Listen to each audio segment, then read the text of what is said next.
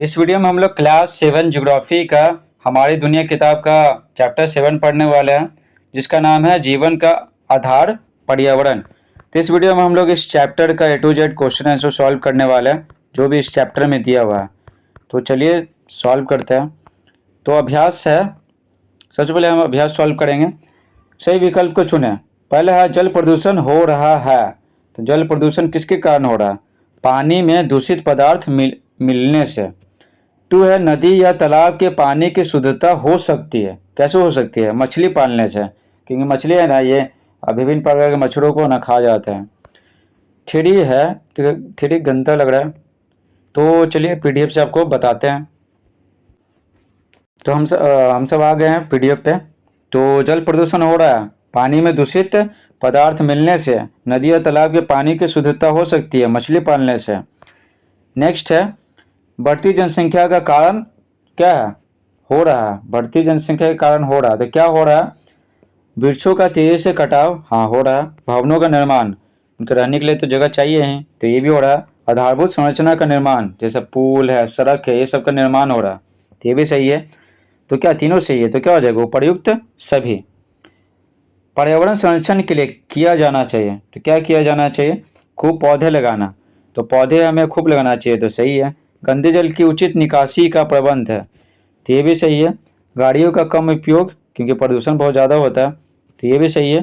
तो यानी तीनों सही है, तो क्या हो जाएगा? उपर्युक्त सभी।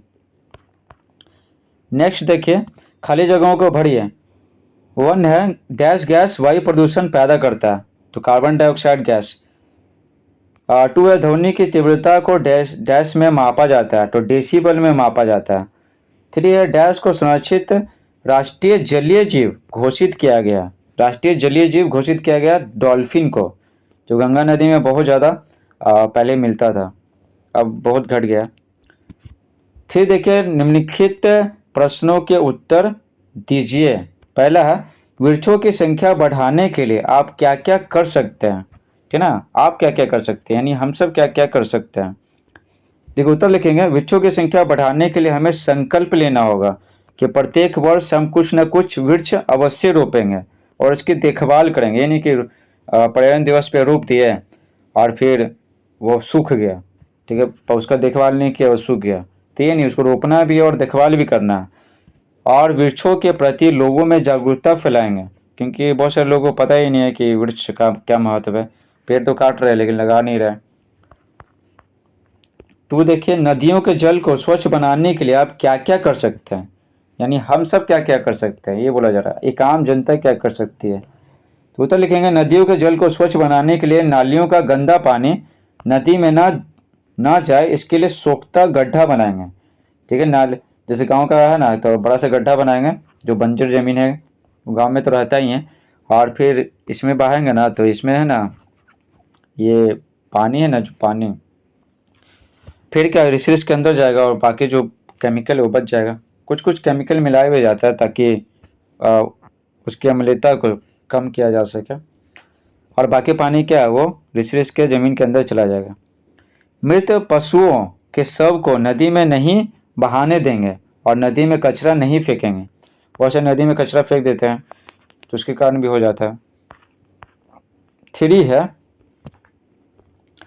उन क्रियाकलापों की सूची बनाइए जिनसे पर्यावरण को नुकसान पहुंचता है। ठीक है, पर्यावरण को नुकसान पहुंचता है, तो उत्तर लिखेंगे वे क्रियाकलाप निम्नांकित है जिनसे पर्यावरण को नुकसान पहुंचता है। तो देखिए पर्यावरण मतलब सब आ जाएगा, हवा, पानी, जीव जंतु, पशु पक्षी, ठीक है, ये सब आ जाएंगे, पहाड़, ये सब। ठीक है, पहला है खनिज तेल चलित वाहनों, जैसे पेट्रोल डीजल से जो चलता है, और उद्योग से निकलने वाला धुआं, ये सब क्या करता है? पेट्रोल डीजल केरोसिन तेल से चलने वाले जो वाहन है, उसे धुआं निकलता है, हानिकारक गैसें निकलती है, और उद्योगों से निकलने वाला धुआं, ये सब क्या करता है? हवा को प्रदूषित करता है। पेड़ पौधों की अंधाधुंध कटाई, इससे क्या होता है?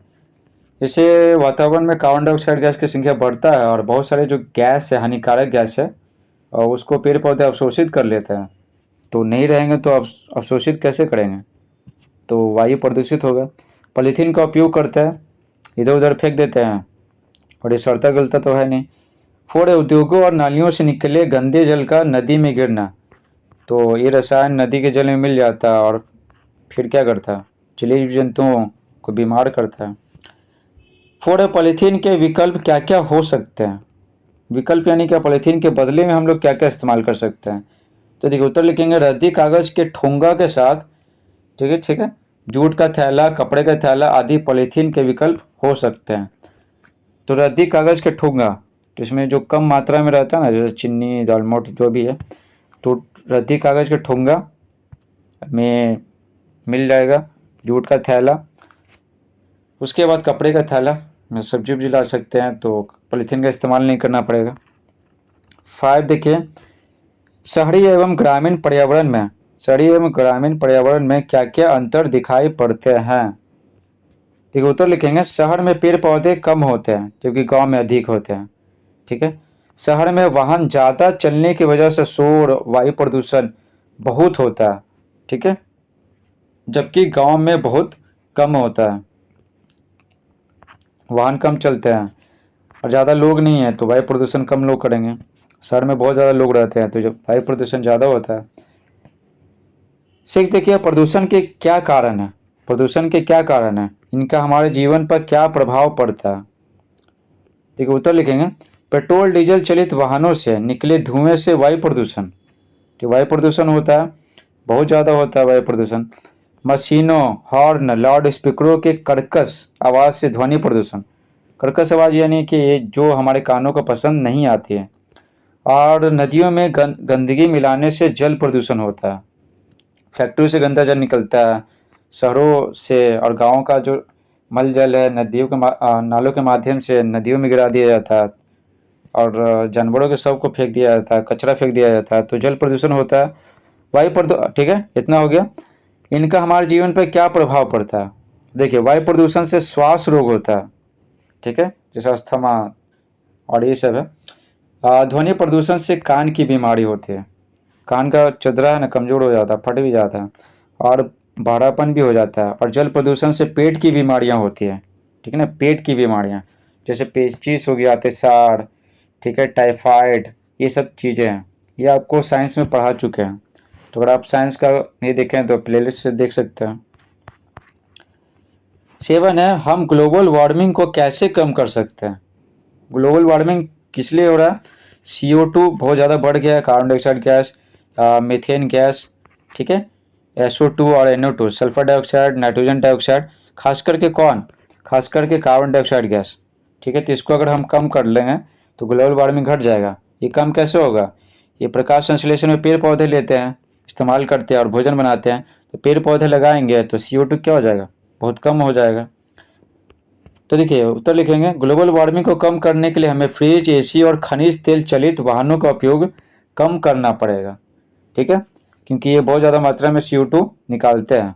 और अधिक से अधिक पेड़ लगाने पड़ेंगे जो CO2 को अवशोषित कर सके, इस्तेमाल कर सके। 8 देखिए, प्रदूषण के विभिन्न प्रकारों को लिखें, उनका संक्षिप्त विवरण भी दें। देखिए प्रदूषण के प्रकार निम्न है। पहला है वायु प्रदूषण, तो यह गाड़ियों और उद्योगों से निकलने वाले धुएं से होता है। ठीक है, शॉर्ट में देना है जवाब, न कि बहुत ज़्यादा नहीं, संक्षिप्त लिख रहा है। तो यह गाड़ियों और उद्योगों से निकलने वाले धुएं से होता है। ठीक है, खाना पकाते हैं लकड़ी पे तो उससे होता है। ये हो गया ध्वनि प्रदूषण, यह लाउड स्पीकर और वाहनों के शोर से होता है। ठीक है, मशीन चलता है फैक्ट्री में उससे होता है। जल प्रदूषण, यह फैक्ट्रियों और गांव शहर से निकलने वाला कचरा जब नदियों में गिराया जाता है तब होता है, तो ये सब है। और नदियों में कचरा फेंक देते हैं और फिर मरे हुए शवों को बहा देते हैं। ठीक है, ये सब है। और ये है, तो क्या हो गया प्रदूषण। एक और प्रदूषण होता है मृदा प्रदूषण, तो ज़मीन पे जब फेंक देते हैं क्या बोलते हैं, कचरा उचरा, और फिर फैक्ट्री से निकलने वाला जो कचरा ज़मीन पे फेंक देते हैं ना, तो उससे होता है, तो मृदा प्रदूषण। तो किताब में यही तीनों पे फोकस किया गया था, इसलिए यहाँ पर बस यही तीनों लिखे हैं, मृदा प्रदूषण के बारे में नहीं बताया गया था। ठीक है, तो इसलिए वायु प्रदूषण, ध्वनि प्रदूषण और जल प्रदूषण के बारे में ही लिखे हैं, मृदा प्रदूषण के बारे में नहीं लिखे हैं। उसके बाद है उसके बाद ख़त्म हो गया, पूरा चैप्टर ख़त्म हो गया। Thanks for watching.